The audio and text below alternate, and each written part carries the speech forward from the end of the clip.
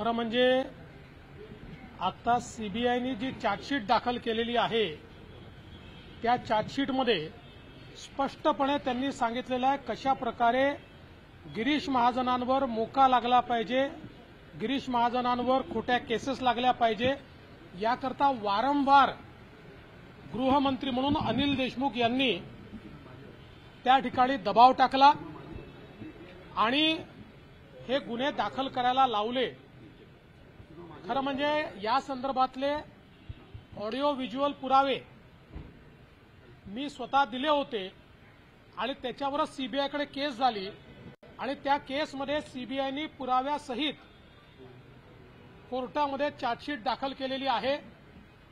त्यामुळे महाविकास आघाडीच्या सरकारमध्ये कशा प्रकारे विरोधी पक्षाच्या आमदारांना मोका लावणे, खोट्या केसेस टाकणे, खोट्या केसेसमध्ये फसवणे याची मोडस ऑपरेंडी होती हे आपण सगळ्यांनी नीट बघितलेलं आहे। तर श्याम मानवानी तुमच्यावर देखील अशा पद्धतीचा आरोप केलेला आहे।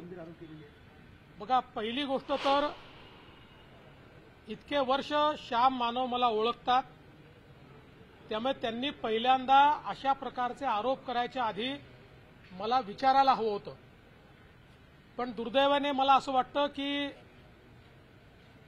इकोसिस्टीममध्ये अलीकडच्या काळात सुपारीबाज लोक घुसलेले आहेत,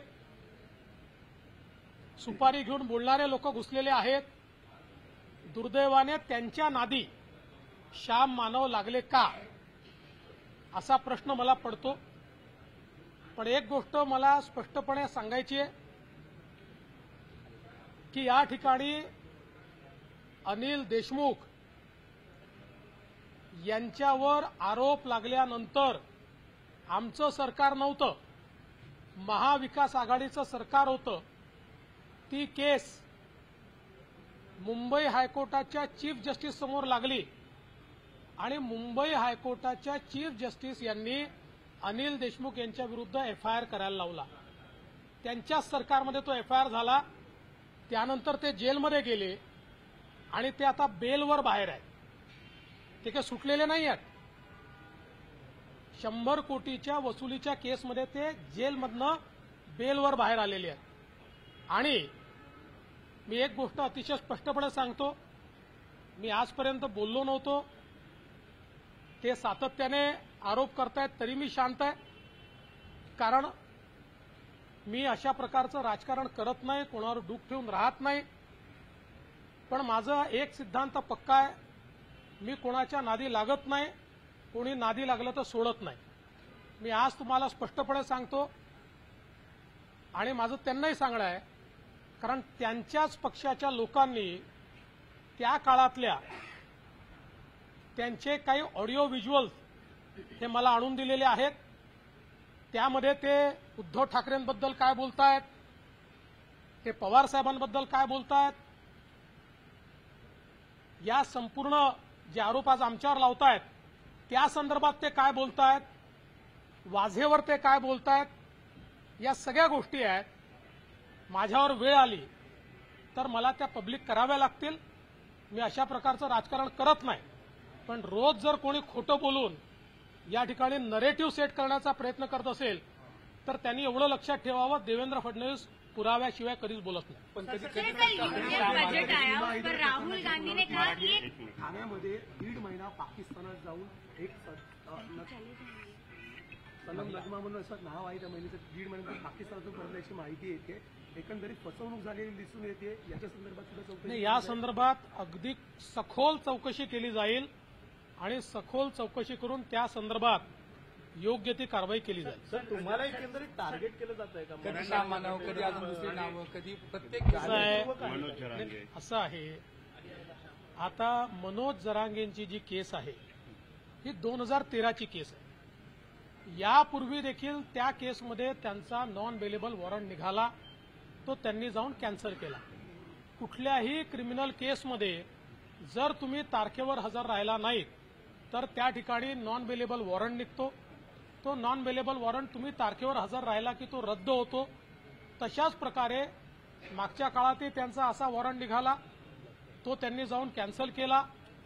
आता पुन्हा ते तारखेवर गेले नाहीत, त्यामुळे पुन्हा त्यांचा वॉरंट निघालाय, त्याच्याशी आमचा कोणाचाही संबंध नाही आहे. ते जर तारखेवर गेले तर जज तो वॉरंट कॅन्सल करतील. आमच्याबद्दल असे वॉरंट निघाले आहेत यापूर्वी. आमच्यावर अनेक आंदोलनाच्या केसेस आहेत. त्या केसेसमध्ये जेव्हा जेव्हा आम्ही गेलो नाही त्यावेळी आमच्यावर वॉरंट निघाले. आम्ही जाऊन त्या ठिकाणी सांगितलं आम्ही हजर झालो तर ते वॉरंट रद्द होतात. पण मी काही त्यांना दोष देणार नाही. मागच्याही वेळी उपोषणाच्या शेवटी ते माझ्या आईवर बोलले होते. मग नंतर त्यांनी माफी पण मागितली आणि सांगितलं की जरा उपोषणाने माझ्या डोक्यावर परिणाम झाला होता किंवा मला त्रास झाला होता, त्यामुळे मी रागारागात बोललो. आपण असं समजूया की आता उपोषणामुळे पुन्हा त्यांचा संताप झाला आणि ते या संदर्भात बोलले. एवढंच सांगतो ही एक नॉर्मल प्रक्रिया आहे. ज्या प्रक्रियेमध्ये क्रिमिनल केसमध्ये तुम्ही जर हजर झाले नाहीत तर तुमचा नॉन बेलेबल वॉरंट निघतो. तुम्ही हजर झालात की तो वॉरंट कॅन्सल होतो. युनियन बजेट आयोग इकोसिस्टम कोण चालवतंय नेमकं? कारण सातत्याने तुम्हाला आता टार्गेट केलं जातंय.